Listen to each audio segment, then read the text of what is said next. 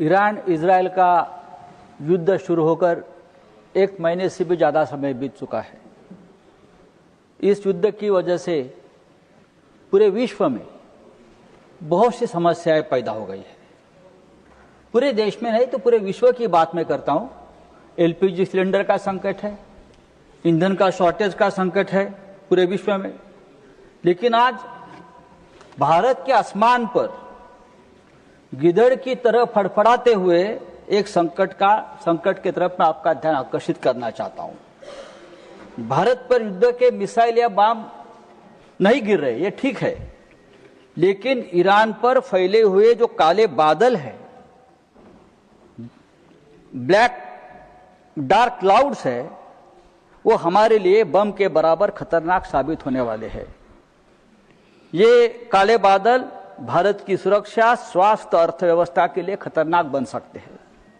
Sir, Iran की राजधानी Tehran और आसपास के इलाकों में अमेरिका इजरायल की एयर स्ट्राइक से ऑयल रिफाइनरी, गैस भंडार पर भीषण आग लगी। उससे जो काला धुआं आसमान में उठ रहा है, ये धुआं जहरीला है।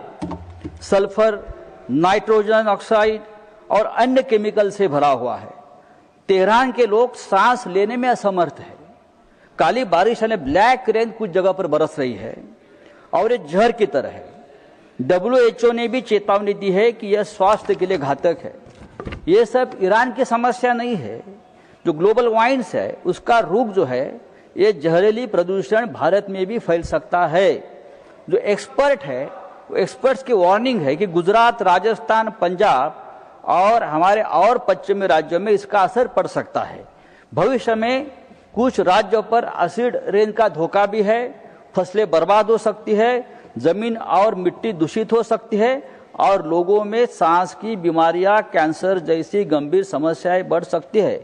चेयरमैन सर, मध्य पूर्व में चल रहा युद्ध अब सिर्फ क्षेत्रीय नहीं रहा, यह वैश्विक पर्यावरण और स्वास्थ्य संकट बन चुका है।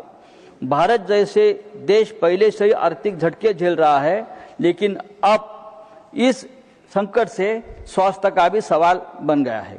मैं सरकार से मांग करता हूं, तुरंत एक एनवायरनमेंट एक्सपर्ट्स की टीम बनाकर इस प्रदूषण को भारत पर संभावित प्रभाव का आकलन करना चाहिए। पश्चिमी राज्यों में एयर क्वालिटी मॉनिटरिंग बढ़ानी चाहिए, अलर्ट सिस्टम तैयार रखना चाहिए और अंतर्राष्ट्रीय मंच पर इस एनवायरनमेंट आपदा के खिलाफ आवाज उठाना चाहिए ताकि युद्ध जल्द समाप्त हो। ये काले बादल सिर्फ तेहरान के लिए नहीं, पूरी मानवता के लिए खतरा है और अभी हमें जागना होगा।